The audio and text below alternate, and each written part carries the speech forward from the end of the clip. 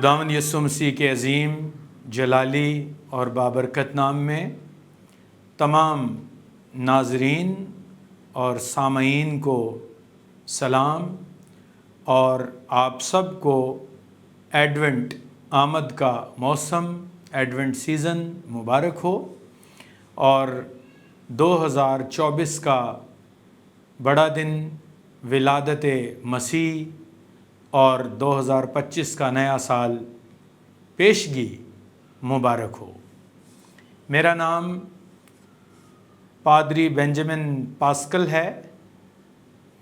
میں Pakistan assemblies of God کا pastor اور پاکستان فیلوشپ آف ایونجیلیکل اسٹوڈنٹس کا سٹاف ہوں، اور آج میں گریس نیٹ ورک ٹیلی ویژن اور اپنے پیارے عزیز بھائی پادری دانش پیٹر کا شکر گزار ہوں کہ آپ نے مجھے کرسمس کے عظیم اور پروقار موقع پر یہ موقع فراہم کیا ہے کہ میں خدا کے کلام کی خدمت آپ کے اس چینل کے ذریعے سے کر سکوں۔ عزیز ناظرین، آج میں جس موضوع پر لب کشائی کرنے جا رہا ہوں، یہ موضوع روایتی کلیسیائیں تو جانتی ہیں، لیکن جو کانگریگیشنل کلیسیائیں ہیں وہ انہیں رسوم سمجھتی ہیں۔ تو آج ہمارا جو موضوع ہے وہ ہے خداوند یسوع مسیح کی آمد کے دن۔ اسے ایڈونٹ سیزن بھی کہتے ہیں۔ ایڈونٹ سیزن کا جو آغاز ہے وہ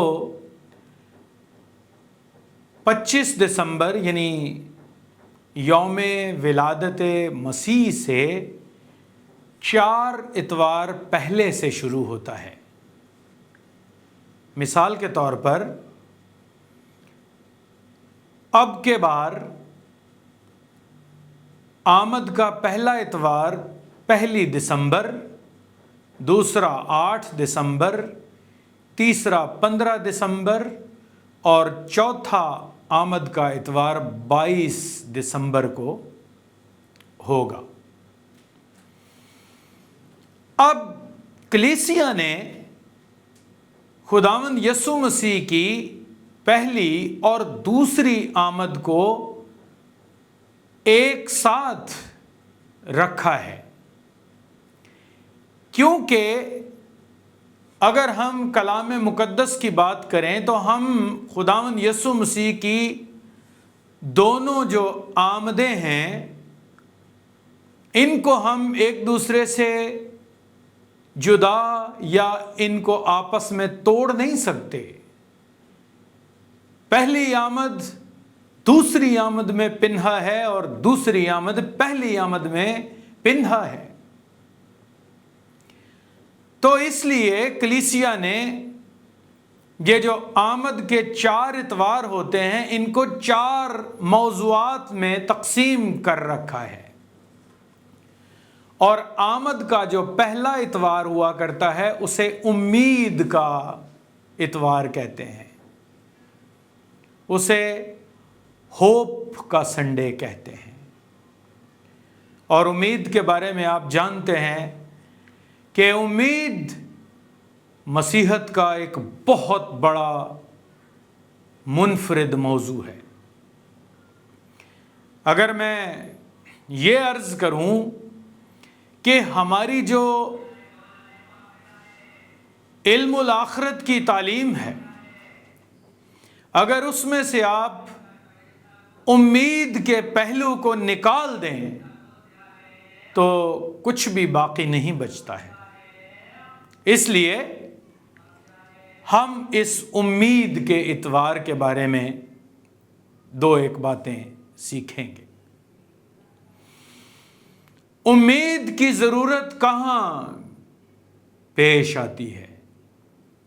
امید کی ضرورت پیش آتی ہے جہاں نا امیدی آ جائے. اور لفظ امید کے معنی ہیں توقع. لفظ امید کے معنی ہیں کہ کوئی نا امیدی میں یا تاریکی میں کوئی ٹمٹماتا ہوا چراغ دکھائی دے اسے کہتے ہیں امید.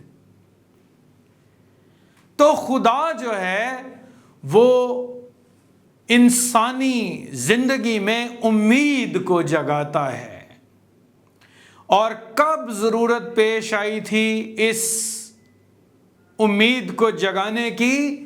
جب انسان کی زندگی پر نا امیدی کی تاریکیاں چھا گئی تھیں.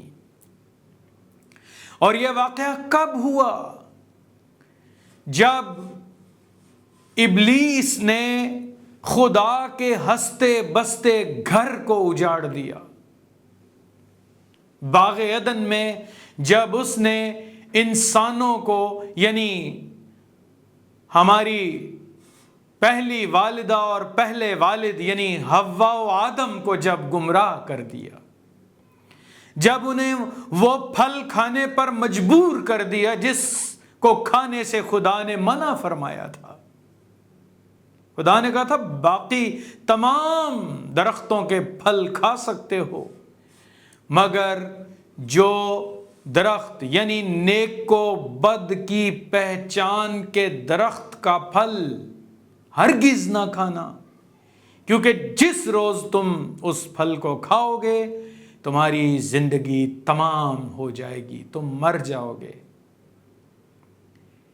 اب خدا نے اپنے عدل کا تقاضا پورا کرنا ہے. انسان نے تو جو کرنا تھا کر لیا، لیکن خدا کو عدل کا تقاضا پورا کرنے کے لیے انسان کو اس باغ عدن سے باہر نکالنا ضروری تھا. اور اس باغ عدن کا مطلب کیا ہے؟ فردوس، جنت، خدا کی بادشاہی، باپ ابراہیم کی گود، نیا یروشلم، نیا شہر. یہ سارے جو ایکسپریشنز ہیں، علامات ہیں، یہ اس خدا کی بادشاہی کی اولین جگہ کے لیے یا پہلے مقام کے لیے یہ سارے الفاظ استعمال ہوتے ہیں.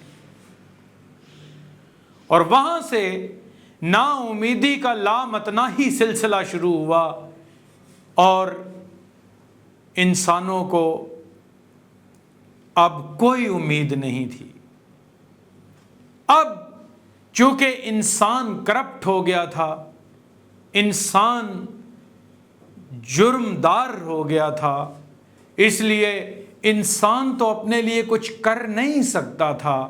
اس لیے خدا نے آپ اولین انجیل سنائی. اسے لیٹن زبان میں پروٹو ایونجلم کہتے ہیں. پروٹو ایونجلم کا مطلب ہے پہلی سنائی جانے والی انجیل، اور وہ پیدائش 3:15 میں ہے. پروٹو ایونجلم جہاں پر یہ لکھا ہے کہ خدا نے سانپ سے کہا چونکہ تو نے یہ کیا اس لیے تو اپنی زندگی بھر عمر بھر خاک چاٹے گا اور پیٹ کے بل چلے گا، اور میں تیرے اور عورت کے درمیان اور تیری نسل اور عورت کی نسل کے درمیان عداوت ڈالوں گا، اور وہ یعنی جو عورت کی نسل سے یعنی یہاں مسیح کی پیش گوئی ہے، اور وہ تیرے سر کو کچلے گا. اور اسے علم الہیات کے لوگ پہلی سنائی جانے والی انجیل کہتے ہیں. اس انجیل میں باغ ارم سے نکلے ہوئے انسان کے لیے ایک امید پیدا ہو گئی تھی، اور پھر یہ امید آگے چلی اور بہت سارے انبیاء بلکہ تمام انبیاء نے اسی امید کی پیشگوئی کی کہ ایک شخص آئے گا. ہر ایک نبی اور پیغمبر نے ہمارے آقا اور منجی خداوند یسوع مسیح کی بشارت اور خوشخبری دی. اس لیے ہم اس بات کو یاد کرتے ہیں کہ نا امیدی میں جس امید کا تذکرہ کیا گیا اور پوری بائبل میں اس کا تذکرہ ہے، وہ اس سبب سے اسے پہلے اتوار کو امید کا اتوار کہتے ہیں. دوسرا اتوار جو ہے وہ کہلاتا ہے امن کا تہوار. اب ہم پھر عدن ہی سے آغاز کریں گے. پہلے انسان امن سے، سلامتی کے ساتھ، پیسفلی، شالوم کے ساتھ عدن میں رہ رہا تھا، لیکن انسان کے وہ شجر ممنوع کھانے کے سبب سے انسان کی زندگی میں بے امنی پیدا ہو گئی، اس کی زندگی میں پیس لیسنس آ گئی. اور اس کا پہلا اثر کیا ہوا کہ آپ پھر پیدائش 3 باب پڑھیے اور آپ دیکھیے کہ جب خدا نے آدم کو آواز دی، اے آدم تو کہاں ہے، تو آگے سے کیا جواب آیا ہے؟ خدا، میں نے باغ میں تیری آواز سنی لیکن میں ڈرا کیونکہ میں ننگا تھا. اب میں تیرا سامنا نہیں کر سکتا، اب میں تیری آنکھوں میں آنکھیں ڈال کر بات کرنے کے لائق نہیں ہوں. اور پھر اس کے اثرات کیا ہوئے؟ کیا تو نے وہ پھل تو نہیں کھا لیا جس سے میں نے تجھے منع کیا تھا؟ اے خدا، جواب آیا، میں نے تو نہیں کھایا، لیکن جو عورت تو نے میرے ساتھ کی اس نے وہ پھل مجھے دیا اور میں نے کھایا. یہاں سے ان دونوں کے درمیان، یعنی پہلے جو میاں بیوی تھے وہ ایک امن کی زندگی گزار رہے تھے، اور یہاں سے ان کی زندگی کا امن برباد ہو گیا. اور پھر ہم نے دیکھا کہ قائن اور حابل کے درمیان جو تنازع کھڑا ہوا، اس کے نتیجے میں حابل کا خون ہو گیا، پھر لمک کے وسیلہ سے کچھ ہو گیا، پھر آگے دنیا میں قتل و غارت بڑھ گئی، اور آخرکار خدا کو طوفان نوح لا کر دنیا کو ختم کرنا پڑا، کیونکہ قتل و غارت اور بدعنوانی اور گناہ اور زنا اور چوری اور ہر طرح کی بدعنوانی نے پنجے گاڑ لیے. امن نہیں رہا دنیا میں. آج بھی دنیا میں جنگیں ہیں، فلسطین کی جنگ، کشمیر میں جنگ جاری ہے، یوکرین میں جنگ جاری ہے. تو کیا آج خداوند یسوع مسیح کی ضرورت نہیں ہے جسے یسایہ نے سلامتی کا شہزادہ کہہ کر پیش کیا ہے؟ خداوند یسوع مسیح نے کہا کہ میں تمہیں وہ سلامتی بخشتا ہوں جو دنیا نہیں دے سکتی. اور واقعی آپ یسوع کو قبول کر لیں، آپ کی زندگی میں ایک ایسا امن آ جائے گا، ایک ایسا پیس آ جائے گا، ایک ایسا اطمینان آ جائے گا جو دنیا نہیں دے سکتی.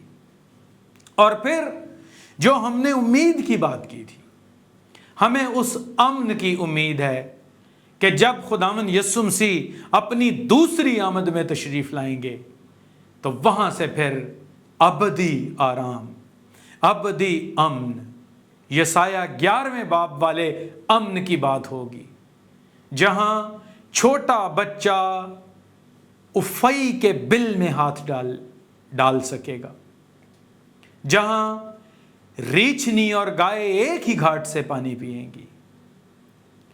تو اس طرح سے یہ جو دوسرا اتوار ہمارا ہوگا یہ پیس کا اتوار ہے، اور اس میں ہمیں پیس یعنی امن شیئر کرنا چاہیے. تیسرا اتوار جو ہے وہ خوشی کا، جوئے کا اتوار ہے. اور پھر میں وہیں سے بات شروع کروں گا. عدن میں خوشی سے وہ دونوں میاں بیوی رہ رہے تھے، ٹھنڈے وقتوں میں خدا آ کر ان سے بات چیت کرتا تھا، لیکن جب انسان کی زندگی میں کرپشن آ گئی تو ان کی ساری خوشی جاتی رہی۔ اور بات کو میں مختصر کرتے ہوئے یوں کہوں گا کہ پھر خداوند یسوع مسیح ہمیں خوشیاں دینے کے لیے آ گیا، اور سب سے بڑی خوشی انسان کی زندگی میں کیا ہو سکتی ہے کہ اس کا وہ مسئلہ حل ہو جائے جو اس کا کوئی نہیں حل کر سکتا۔ اور عزیز ناظرین و سامعین، آپ دیکھیے کہ ہم اپنی نجات کے لیے کچھ نہیں کر سکتے تھے،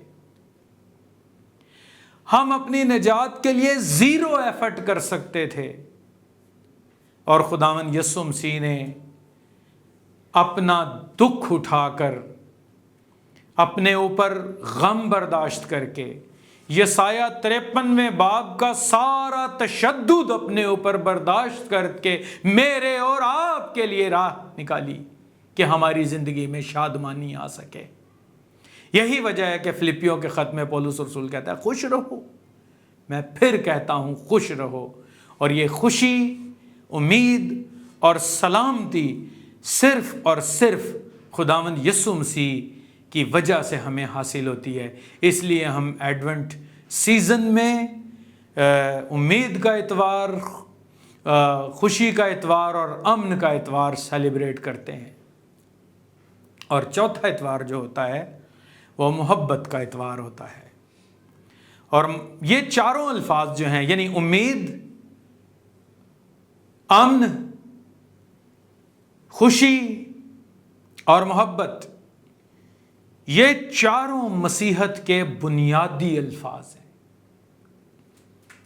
اور آپ اس بات کو سمجھیں کہ جہاں کہیں بھی روح کے پھل کا ذکر ہوا ہے وہاں امید کا بھی ذکر ہوا ہے، وہاں خوشی کا بھی ذکر ہوا ہے، وہاں اطمینان کا بھی ذکر ہوا ہے، اور وہاں محبت کا بھی ذکر ہوا ہے۔ اور محبت کے بارے میں تو اتنی تعلیم ہے، لیکن کہانی وہیں سے شروع ہے، عدن میں۔ آپ نے دیکھا کہ کس طرح ان کی محبت 2 لمحوں میں برباد ہو گئی۔ یہ دونوں میاں بیوی محبت سے رہتے تھے۔ خدا نے کیا حکم دیا تھا کہ میاں بیوی دونوں ایک دوسرے سے محبت کریں، لیکن سانپ کے جھانسے میں آ کر ان کی محبت میں دراڑ پڑ گئی، ان کی محبت ختم ہو گئی۔ اور عزیز ناظرین، پھر ہم دیکھتے ہیں کہ 2 بھائیوں میں محبت ہمیں دکھائی نہیں دیتی، قتل و غارت ہو گئی۔ قائن اور حابل، قائن نے حابل کو قتل کر دیا، محبت نہیں تھی۔ اور پھر ساری دنیا اس نفرت کی لپیٹ میں آ گئی اور محبت نہ رہی۔ لیکن خداوند یسوع مسیح نے آ کر محبت کا درس دیا، اور کیا خوبصورت درس دیا! ایسی تعلیم پوری دنیا میں کہیں نہیں ہے کہ تم اپنے پڑوسی سے اپنی مانند محبت کرو۔ محبت کے 2 پہلو ہیں، خدا سے محبت اور انسان سے محبت۔ 10 احکام کو ہم اس طرح تقسیم کرتے ہیں کہ پہلے جو 4 احکام ہیں وہ خدا سے محبت کے لیے ہیں، اور اگلے جو 6 ہیں یعنی 5واں، 6واں، 7واں، 8واں، 9واں اور 10واں وہ انسان اور اپنے پڑوسی سے محبت ہے۔ اور پھر ہمارے پاس وقت چونکہ مختصر ہے، اس لیے میں آپ کو مشورہ دوں گا کہ آپ یوحنا کا پہلا خط اور کرنتھیوں کا پہلا خط اس کا 13واں باب پڑھیے اور محبت کی اسپرٹ کو سمجھیے۔ چنانچہ محبت خوشی کے بغیر، خوشی امن کے بغیر، اور امن امید کے بغیر، اور یہ تمام چیزیں خدا باپ، بیٹے اور روح القدس کے بغیر ناممکن ہیں۔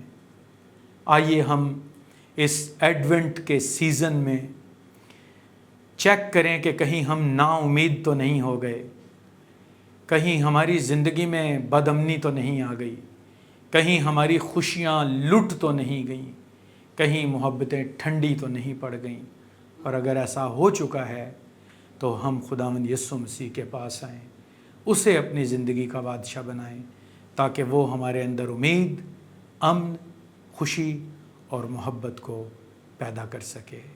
آئیے ہم دعا کریں۔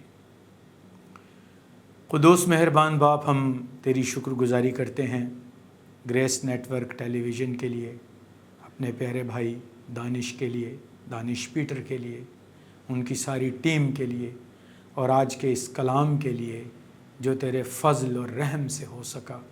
خدا باپ، تو اپنے بیٹے ہمارے خداوند یسوع مسیح کے وسیلے سے، اس کی آمد کے وسیلے سے، اس کی پیدائش کے اس موسم اور سیزن کے وسیلے سے ہمارے اندر امید اور امن اور خوشی اور محبت کو پیدا کر۔ ہم سب کی دعا کو سن، خداوند یسوع مسیح کے نام سے، آمین۔